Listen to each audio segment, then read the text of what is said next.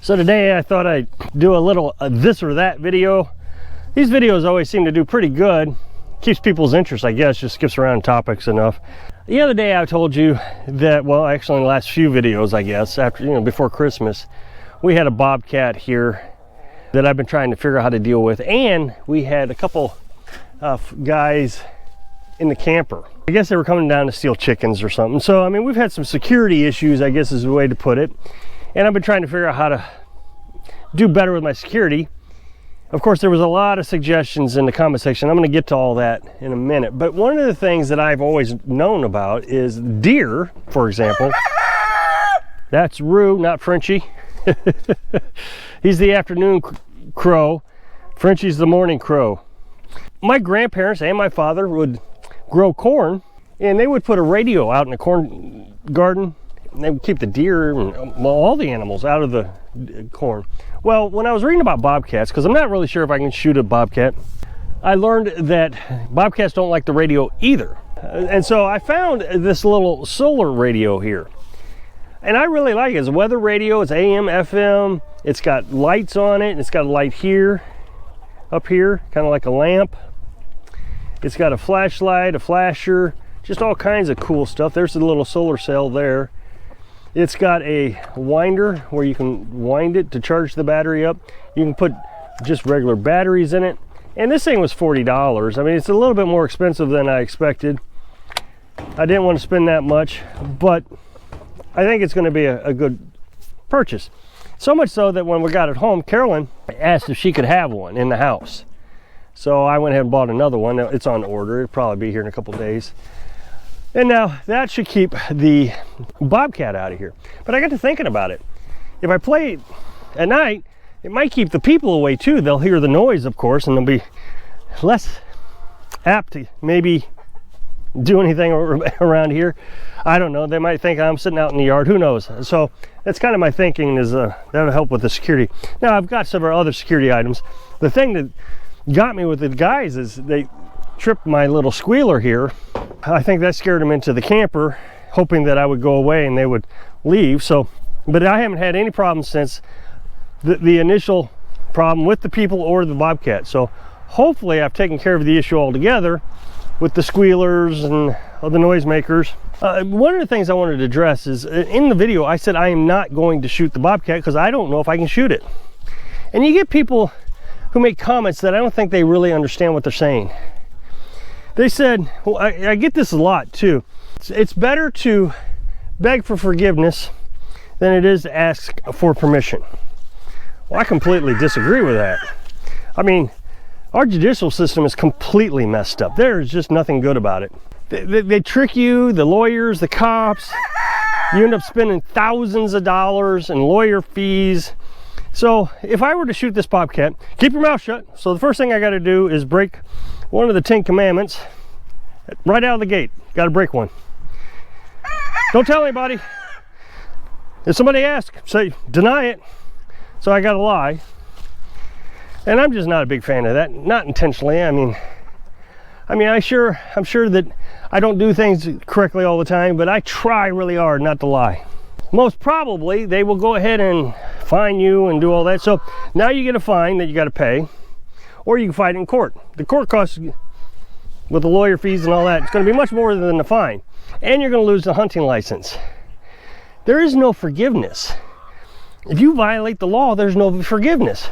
Heck, if you don't violate the law, you still got to pay big time money and lawyer fees. And I get another one all the time. I'd rather be judged by 12 than carried by 6, meaning they'd rather go to court in trial than to be carried in their coffin by 6. Sometimes I wonder, really? So you're going to ruin your life, you're going to ruin your family's life, you ruin your reputation, never going to, I mean, we got a kid up 17 years old whose life is going to be devastated because he took an action that half the country hates. He's struggling to get into college now. People don't want him in college. And he had to spend how much money on court fees and lawyer costs? His life is turned upside down for the rest of his life. Was it really worth it? Well, he even said he would never do it again. One person said, I know I would shoot that bobcat if it was me. You don't want to be attacked by a bobcat, because what I said was, I'd rather them eat the chickens. It'd be cheaper if the bobcat ate the chickens than it would for me to be fined and lose my hunting license. Oh, you've never been attacked by a wild animal. You wouldn't be saying that if you were attacked by a wild animal. Well, I can almost assure you he hasn't been attacked by a wild animal either, but let's assume he has. Yeah, the attack would be pretty bad. Men my size are attacked by a pit bull, and they're doing this, right? Instead of doing what they should be doing and kicking the out of them. I mean, you should be using that dog like a football if it's attacking you. You don't sit there and just say, well, I've lost. Humans have a lot of strength. And then put our hands in a jury and the judicial system. I'm just not a fan of that. That's why I live way out here, off grid, and I don't talk to people. The fewer people I talk to, the less people that can get me in trouble. Another suggestion was electric fence, a solar electric fence. And I'm not totally against that. I've actually considered it for the pigs.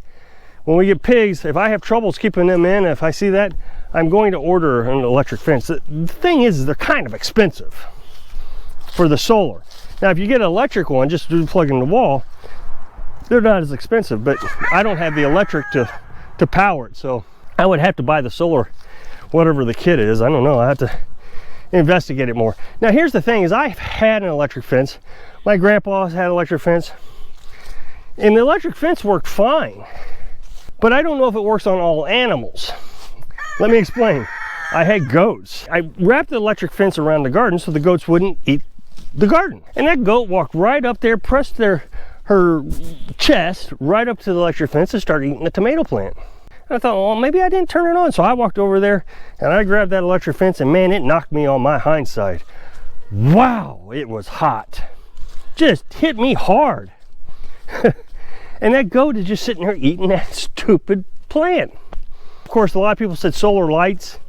I don't know if that's a big deal. I mean, yeah, I could get lights, but then, of course, now we're talking more electricity. Yes, I can buy solar lights, but we're talking about a lot of investment. Where in that video, I was talking about what I already have is working pretty good.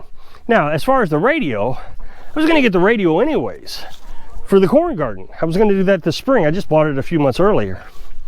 So it's not like it was a waste of money. Of course, we bought two, but that's a whole different story. That's just because Carolyn wanted something, and she never asked for me for anything, so I went ahead and got that. But as far as solar lights, I'm not sure that's a big help. I got my headlamp. I can put it on, and I can look out here and see if there's a problem. One of the things that I want to stress about me living off-grid, I am part of the system here. In today's society, people want to remove themselves from the system. They want everything done for them. So a security system that they don't have to monitor. It just alerts them to the problem, and they call the police. Police come in and take care of the problem, right? Now, that's here. I am the system. I have something that tells me there's a problem. I come out and I take care of the problem. I don't need a light to scare somebody away. I can scare them away. I'm just as capable of doing that as anything else. The idea is getting back to basics. Charles Ingalls didn't have a solar powered light that turned on that scared off the bobcats or the criminals. And every day I try to get closer to that as possible. I recognize in today's society, we still have to rely on electric. I mean, they're just things I have to do. You know, today I'm not capable of being completely independent. I'm just not capable. I want to be self-sufficient, but it's just not possible. So I still got to make money. I also have to worry about my retirement. And that's the biggest thing, is I gotta make money so when I'm old, if I can't raise a pig because I'm too old, I want to be able to buy meat, right? So that means I gotta have internet. I gotta have electric for an internet. Now, the biggest security system I have are the chickens themselves. Somebody said I need to get a dog, an outside dog. Well, first of all, if I had a dog, I wouldn't let it outside. To me, the pet has to come inside. So we had to get a large dog. Let's just think about this. We get a large dog in a tiny house. Now he's not happy. But nowadays, if you have a dog and it's an outside dog, there are a lot of people that frown on that. They don't want you to have an outside dog. Plus, it's just another food cost that's not producing anything. If you think about it, you get a dog and they bark it once a year. which I can take care of myself, I don't know if they pay for themselves. Whereas the chickens give me eggs every day. They're paying for themselves. They're doing something. And they're still having fun, and they alert me to security problems. I would not have known about that bobcat if it hadn't been for Frenchie and Rue. They wanted me to know there was a problem out here, and they got my attention quickly, actually. Frenchie and Rue are actually the best security I can have. And if you think about it, Frenchie and Rue will sacrifice themselves for the hens, which is exactly what Frenchie was doing. He jumped right up in that nose of that bobcat.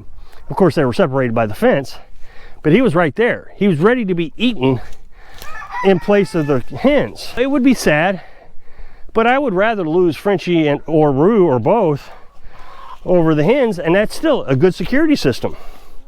And they're not hard to replace. I mean, chickens are cheap enough that you can replace them. They don't eat a lot.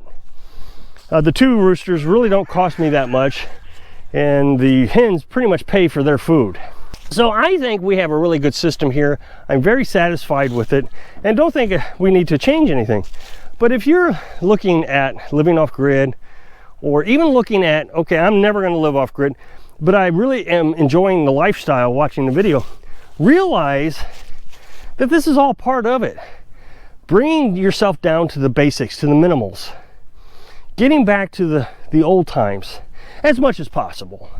I'm going to put a link to my other channel. I'd really appreciate it if you go check it out.